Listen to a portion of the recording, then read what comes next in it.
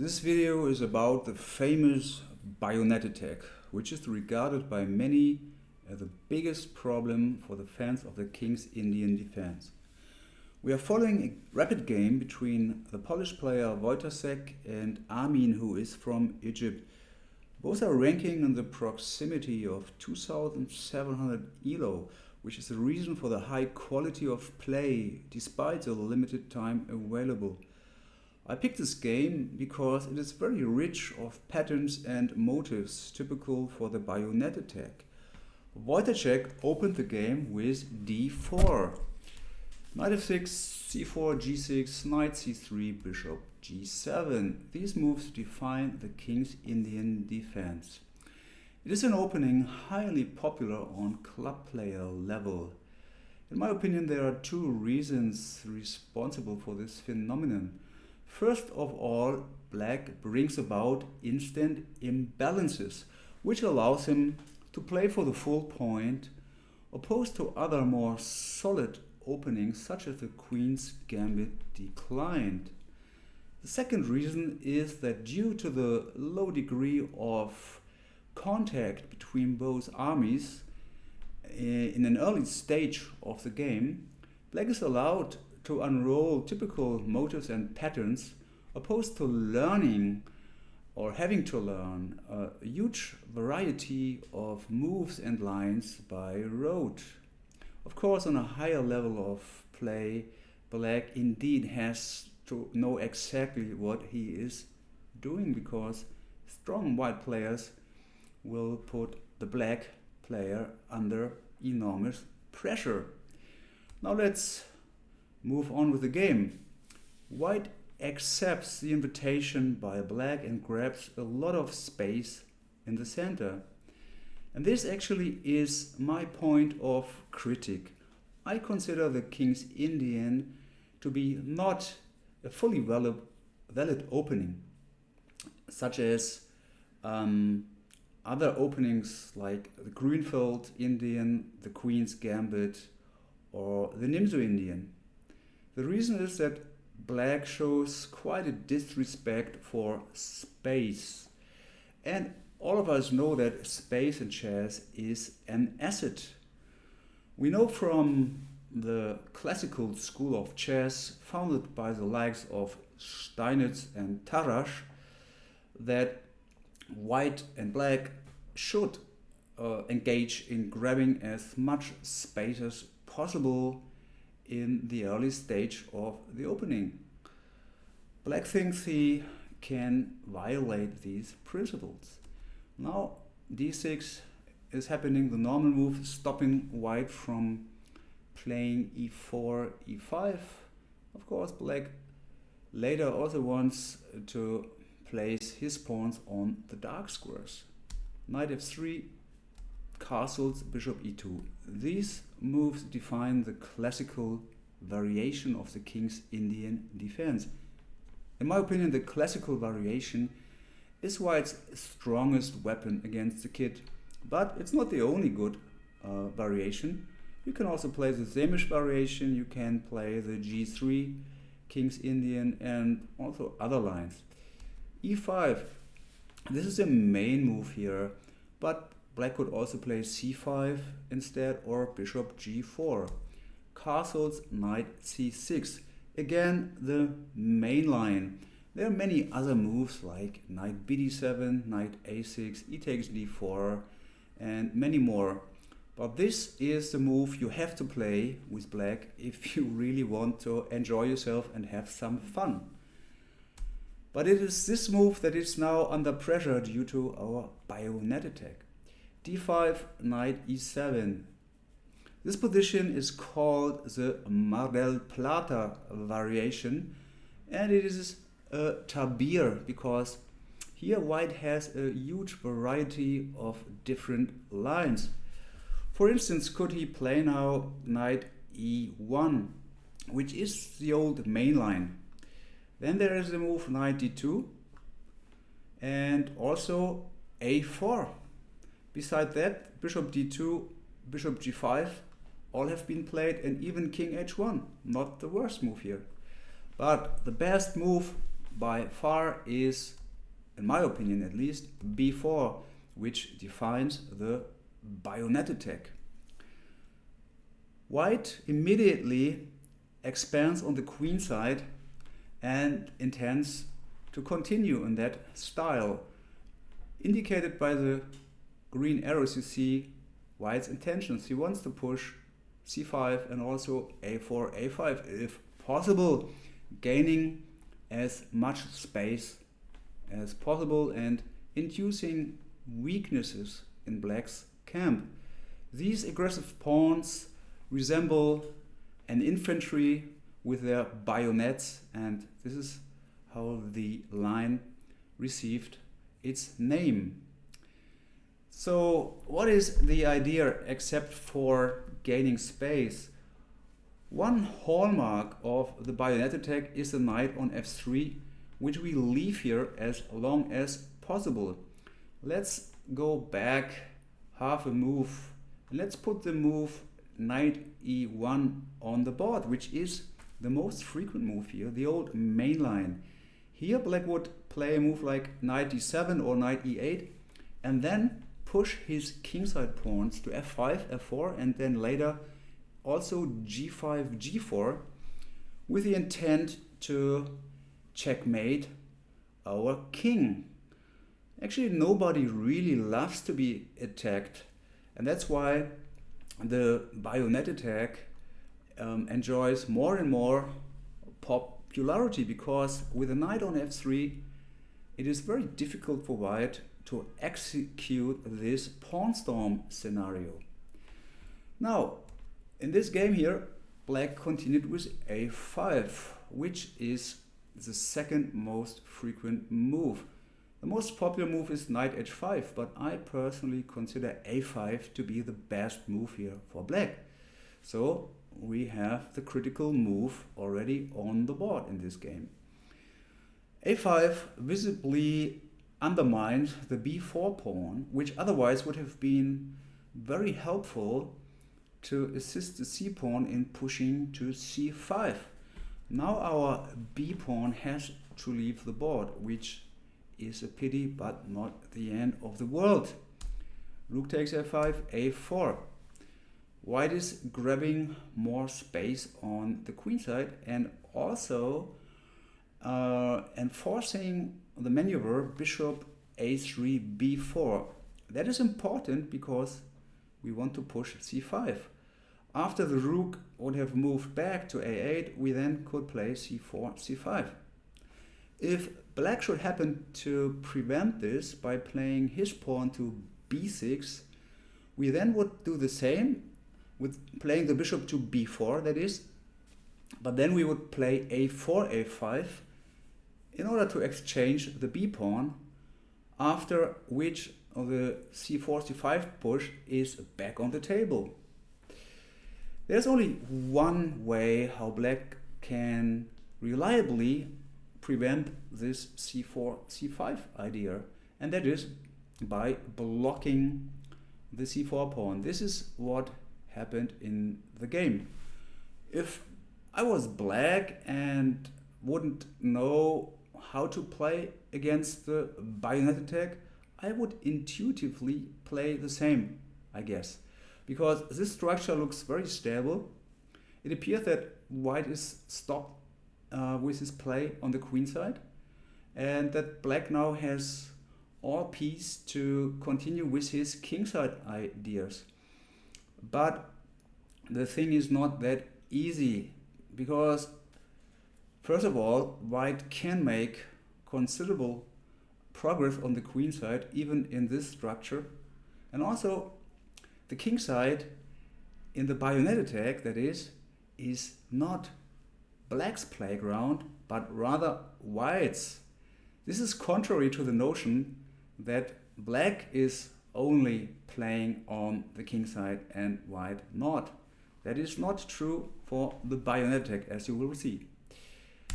Now, rook a3 looks like a funny move, but the connoisseur of the bayonet attack knows it is a typical routine. There is a defensive and an offensive aspect to it. First of all, if black plays later f5, white normally takes on f5, which would mobilize the e-pawn. So black is theoretically able then to push e4 in order to liberate his Kingsindian bishop on g7. And if the knight on c3 would be unprotected, or let's say if the knight wouldn't be there anymore, let's say after e4 white takes with the knight, then the rook on a1 would become a target. So by moving the rook away, the knight c3 is overprotected and the rook has left the dangerous, or let's say potentially dangerous, long diagonal. But there's also a more entertaining or more, enterprising or more aggressive aspect to rook a3, because very often after the king side will have opened, when black plays e5 and we take there, the rook finds activities on the king side. Sometimes the rook moves to b3 in case the bishop c8 has left its defense of the b7 pawn. Then you will see the rook often to be moved to b3, maybe helped by the queen on b1, and then there will be some pieces hammering on the b7 pawn. Now black played knight e8, very logical because black wants to unblock his f pawn. King h1 looks also a bit peculiar, but it is a standard motive and it's not a passive move. White wants later to play rook g1 and then follow up with g4. This is an idea which is possible in many situations here. Now black played h6.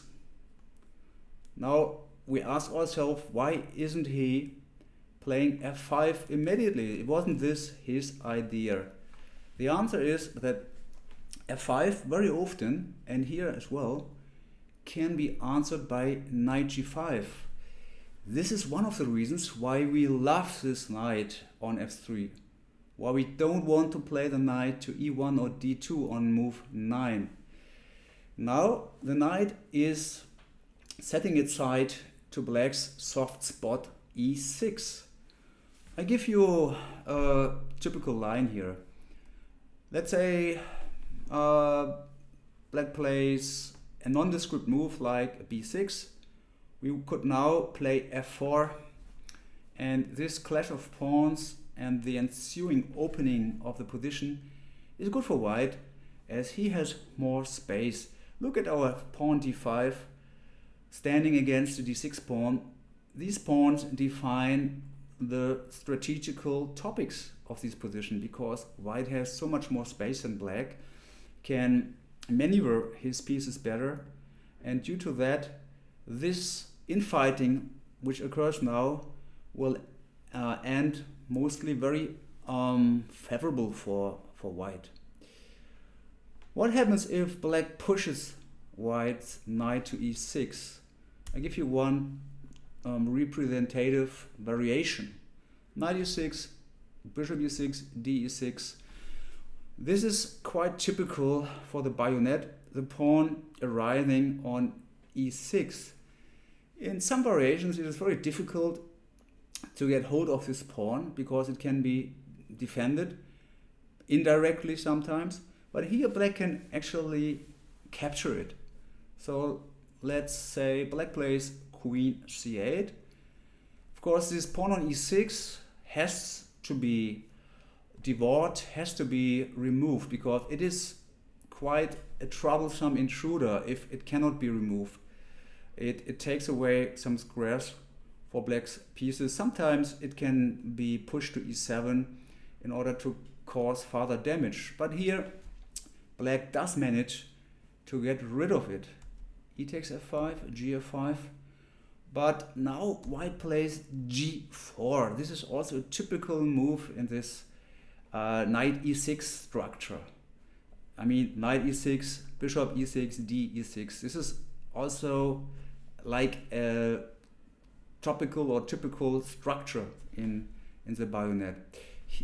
Very often white indeed does undermine black now on the light squares. G4, Queen E6, black is leading by 1 pawn, but that doesn't help him much. G5, Knight F5, Bishop F3.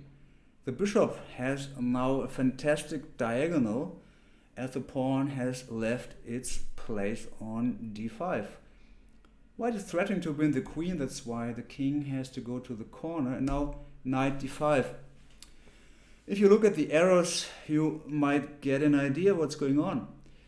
So white is ruling on the light squares because black's light squared bishop does not exist anymore, and the targets white has are either the b7 pawn or the king. So the b7 pawn is quite weak on the b file and along the long diagonal, and the king is weak because white can shift his pieces to the king side.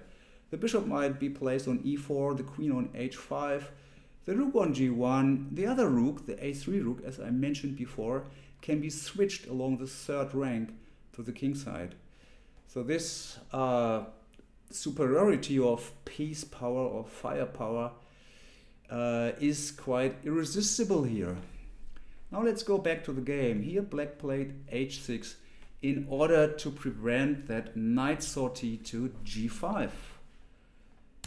White played bishop d2. That's a very good move. The bishop is better placed on d2 than on e3 actually, because on e3 it would be exposed to black's f pawn after f7, f5.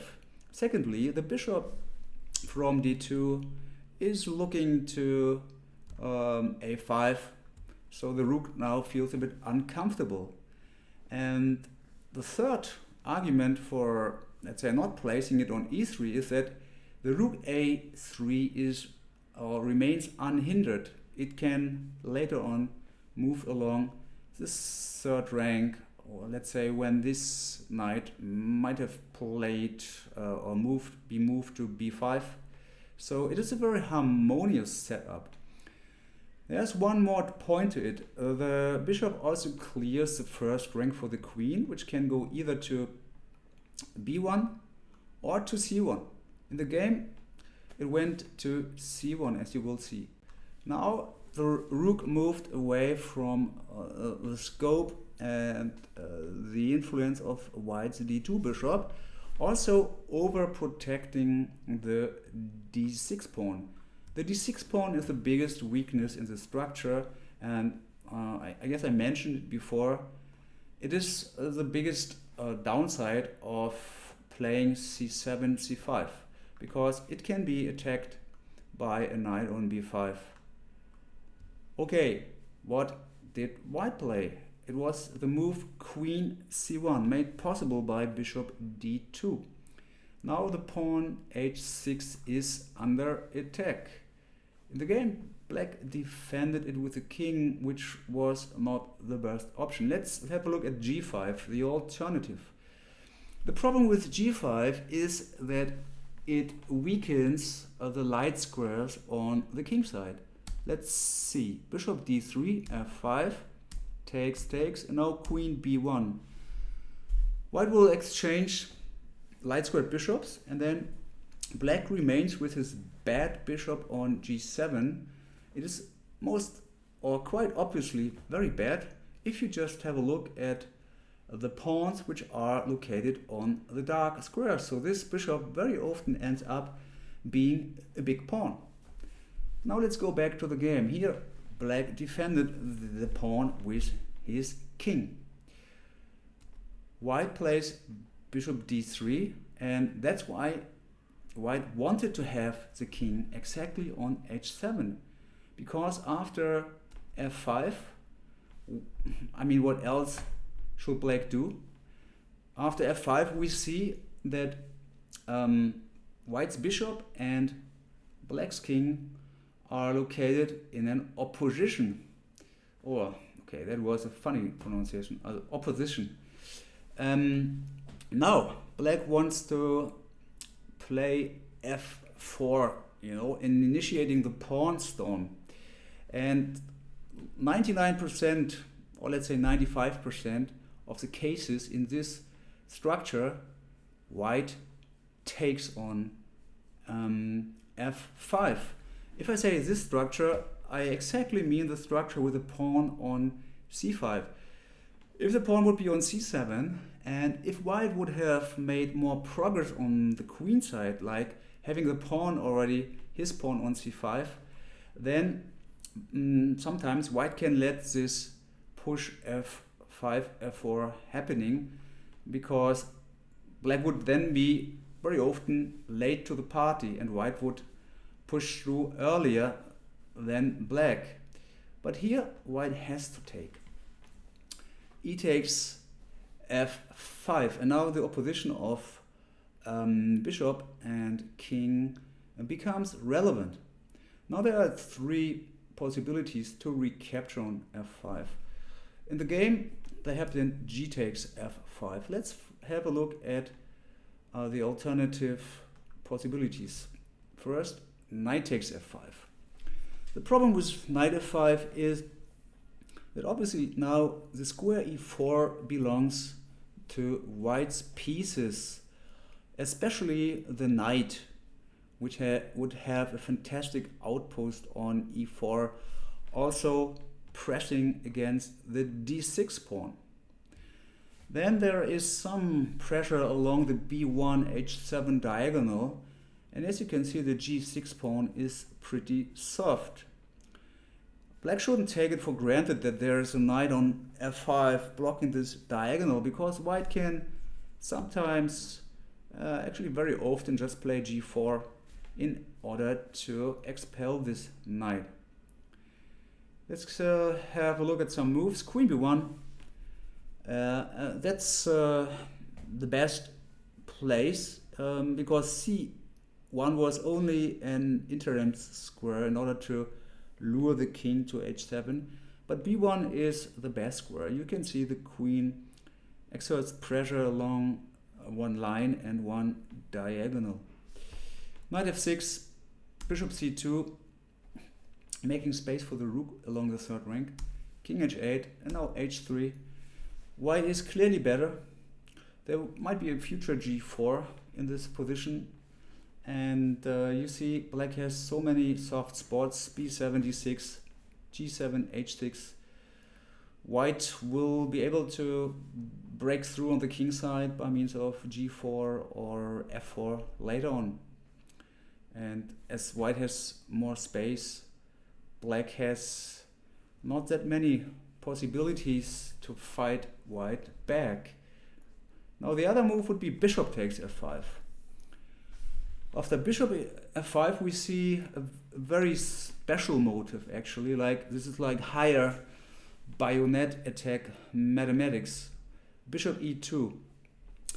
I analyzed the bayonet attack extensively for my Chessable course, and there I came across this move a couple of times, actually.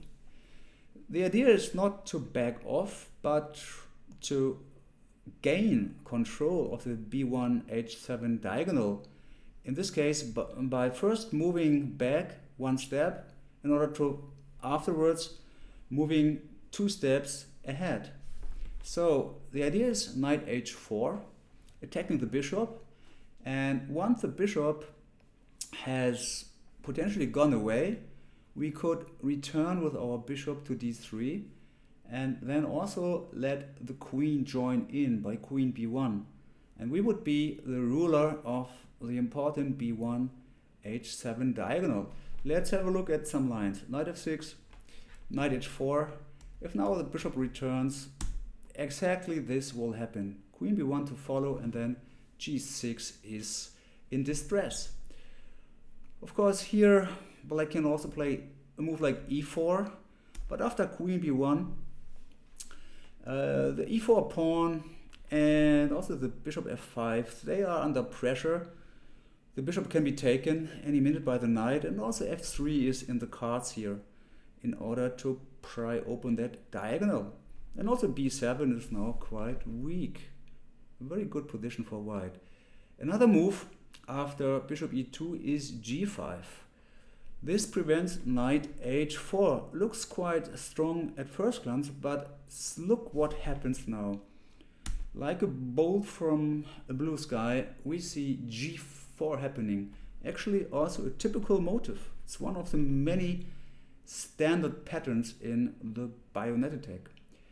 Now, what can black do? After taking the pawn, we have a discovered attack with check. Knight g5, hg5, bishop g4.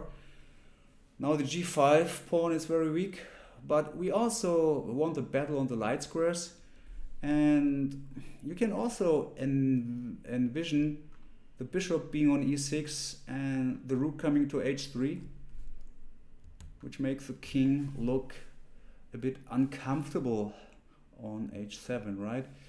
So that is a problem. Black cannot take the pawn, but if he removes the bishop to d7, white plays h4 and rips open black's king side. Actually, it was very important to play g4 beforehand, because if white would have played h4 outright, black could have moved the pawn to g4.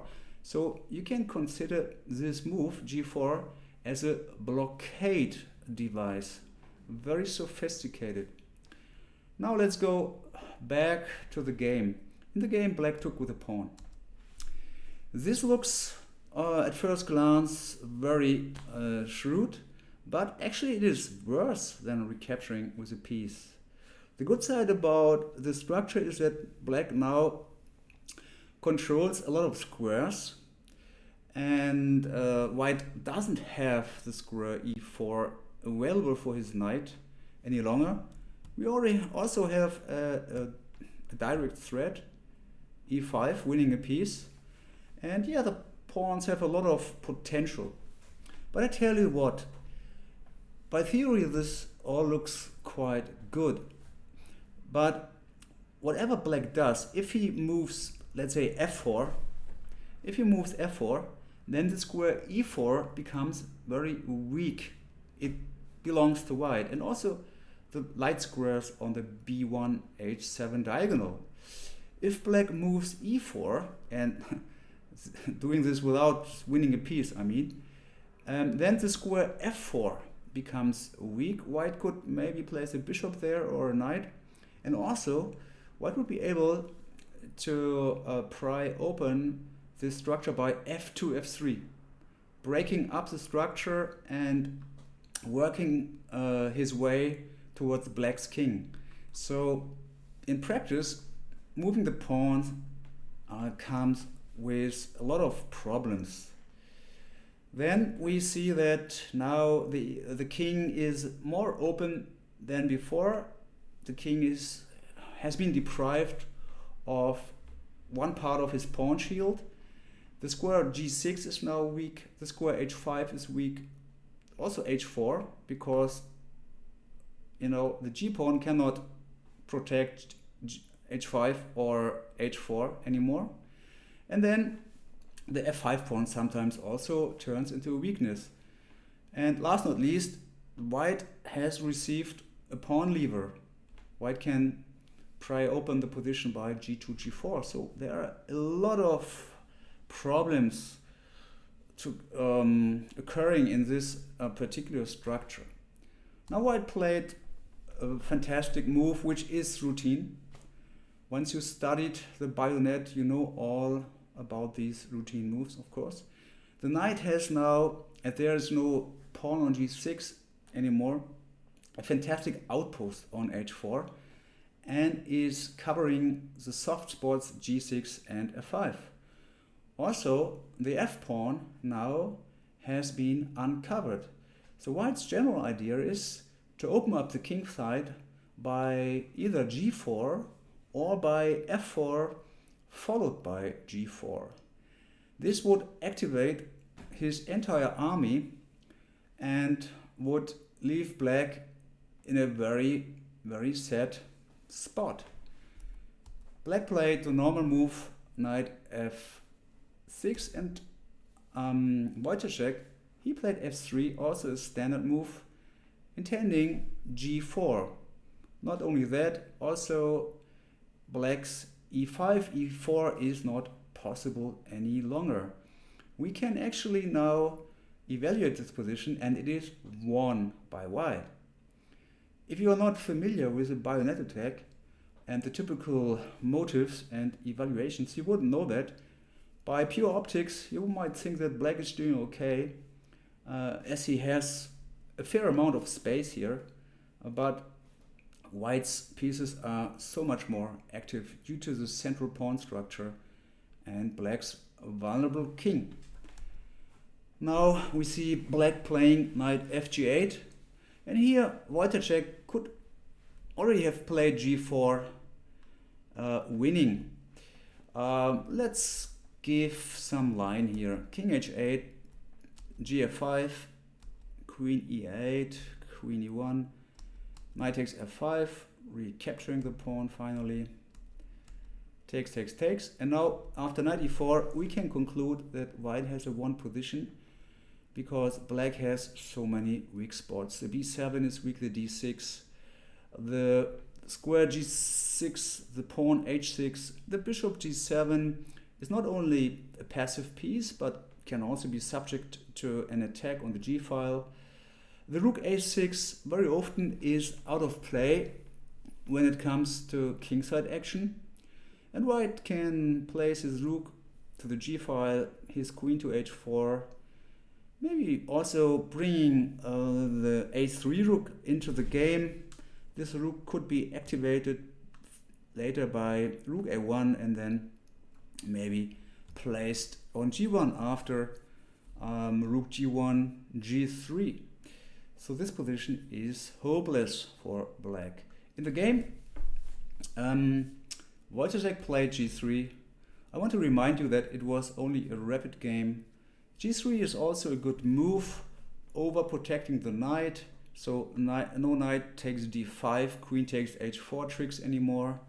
And this move doesn't state that white wants to refrain from g4 until the end of time. So white has a very high degree of flexibility here, can push f4, can push g4 later on. So this structure is very good for white. Now black played bishop f6. The white now has to the knight has to retreat. Knight g6, normal move. Now g4 would again have become a very strong pawn break. Wojciech didn't play it. Here it is a pawn sacrifice indeed. Let's show you the main line here. F8 g4, fg4, bishop g4. Okay, the pawn is gone, but now bishop takes g6, pulling the king into the battle. King g6, knight e4. The knight is occupying this fantastic outpost, and now also is clearing the third rank for the rook, which threatens to come to g3, pinning the bishop. So the king has to go away. Nevertheless, rook g3. The bishop has to move, and now white can liquidate already. Knight f6, rook f6, knight h4. This covers the square g6, but also clears the g file. Black is completely lost. Of course, he cannot take the knight. After rook f1, queen f1, queen takes h4, we see a check, a mate coming. So what can black do? He could maybe go away with his king, because otherwise white knight does check with the queen, followed by knight g6 check after king h8. So king h8 immediately leads to rook f g1, attacking the knight. The knight must go away, and now white can simply take the pawn, followed by bishop g7, and game over. Wojciech didn't play this move. It entails, as you saw, a pawn sacrifice, and in a rapid game where you are short of time, you play conservatively. You tend not to give pawns. His move is a standard move, actually knight b5. We have seen that the knight also found a good outpost on e4 in many lines after g4, but b5 is another standard outpost. Now this pawn is under attack, the g pawn is under attack, and also the queen is reminded not to move away from guarding the c7 square, as otherwise the knight could invade there, attacking the rook and maybe moving to e6 later. So that knight here is very influential. Black played bishop g7, and now white played queen b1. The queen is fantastically placed on the b1 h7 diagonal, and also is setting its sight on the b7 pawn. Now black should have played king h8, after which bishop c2 leads to one position, or let's say the position remains to be won. The bishop overprotects the a4 pawn in case white's rook is being switched to the king side, and of course this king side switch is now facilitated by the bishop moving away from the second rank. That's a typical motive. White is winning in midterm. In the game we saw h5 happening, but this move does not prevent g4. So now g4 would have become a very strong move again. Okay, let's see quickly what would happen after g4. H takes g4, f g4. Now you see f5 is burning, and you cannot take on g4 because you would lose the g6 knight. e4 only move. But now we see some violence happening. gf5, and now let's say bishop f5, rook takes f5. White is just clearing the path for his diagonal pieces here. Rook f5, bishop takes e4, attacking the rook. The rook goes away and has to protect the g6 knight, of course. But now white has a direct line. Bishop g6, rook g6, check, bishop h6, knight h4, and black's position is collapsing. If black should defend the knight, let's say knight h7, white could simply take the rook, knight takes rook, and now wins here the bishop, and checkmate following maybe in 2 more moves or 3 after queen takes g6. Okay, g4 was strong again, but in a rapid game, of course, we cannot demand perfect play from the players. Wojciech played h3, maybe intending g4. Now bishop h6 was the answer. Here f4 would have been the best move. Instead, white played bishop e1. That was unnecessarily passive. King g7, f4, and now e4 in order to close the position. I mean, here white was threatening to take on e5 and afterwards to take the pawn on f5. So this is very well motivated. Now, after bishop e2, however, we see another problem for black. The h5 pawn is weak, cannot be held anymore. In the game, white was winning the pawn quickly. Let's see what would have happened after h4. White would have answered g4, and there are 2 different ideas connected to this move. One idea is to undermine the e4 pawn after eroding the e5 pawn. So that is one idea, but maybe a bit more easy to execute is just winning the h4 pawn by playing g5 followed by knight takes h4, as the communication between h4 pawn and queen would be interrupted after that. In the game, black played not h4 but knight f6, defending the h5 pawn. White played bishop c3, pinning the knight, renewing the threat of bishop takes h5, king h7, unpinning the knight. And now it might be a pity to give up such a nice bishop on that long diagonal, but a pawn is a pawn. So Wojciech took queen f6, and now he took the pawn on h5. By the way, here another move would have been even stronger. Let me just show it to you. It is knight c7. I'm just pointing to this move because before I mentioned that the queen has not only to overprotect the d6 pawn, but also to prevent the knight from reaching c7 in many positions. Here, this move would have been very strong. After rook h7, white could have won the exchange, actually. Black would have now to play, would have been forced to play rook h6, losing the exchange. But bishop takes h5 was good enough, just netting a pawn for nothing. White is up in a material sense and also is having the better position on top. Rook g8, g4, white is attacking the king, of course also threatening the fork g5, so the bishop has to move. And now g5 is coming,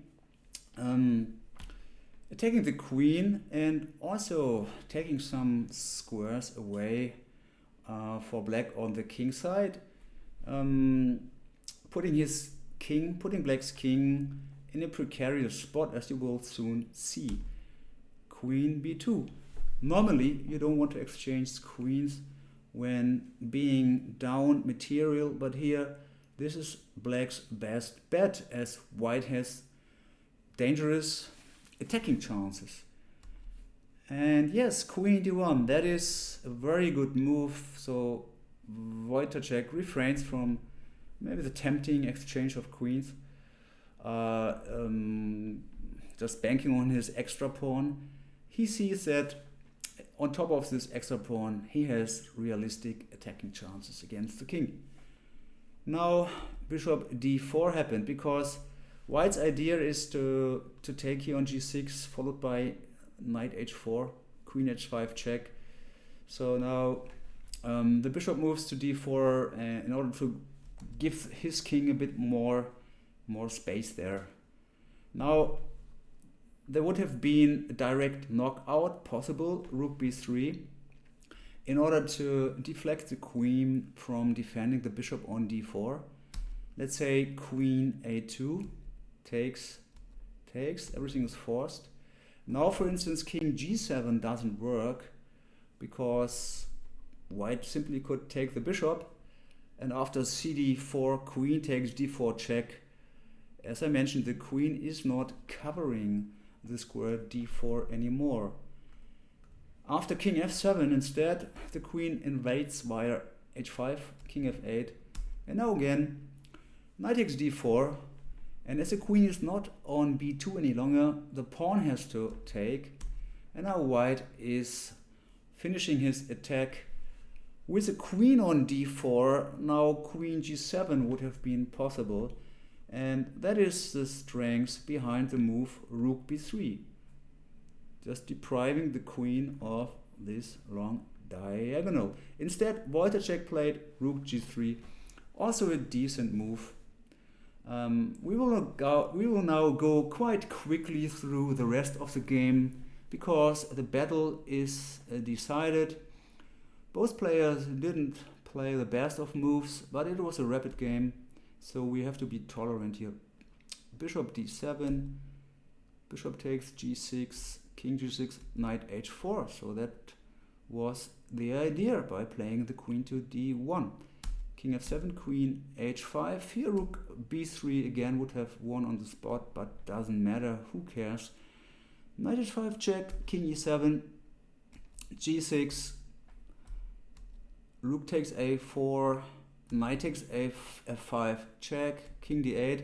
And now this is the last interesting moment of the game, because here Wojciech made a blunder. He played queen h7. Instead, rook g2, taking control of the second rank, followed by queen h7, would have won the game in no time. So here we see queen h7. It's a normal looking move because you see white is attacking black's rook and also threatens something like queen e7 check, followed by knight takes on d6. looks quite good, and I'm betting that Wojciech was convinced that now rook e8 was black's only move. This move actually happened in the game, but there was an alternative. Look at that. Black could have now played rook a2 and could have won the game on the last meters, because after queen takes g8, bishop e8, there is no check anymore for white, and white also has no means and ways to prevent black from mating on h2. Almost the wrong player would have won the game. After queen h7, black played rook e8, and now Wojciech saw the danger and finally played rook g2. Queen b3, knight takes d6, attacking the rook, rook h8, knight f7, king c8, knight takes rook, bishop f5 takes, knight f7, bishop takes h3, and now queen g8, check. Black resigned in view of queen d8, checkmate. Next move. I hope you liked this little display of the Bayonet Attack. Maybe you have found your future weapon against the Kingsindian defense.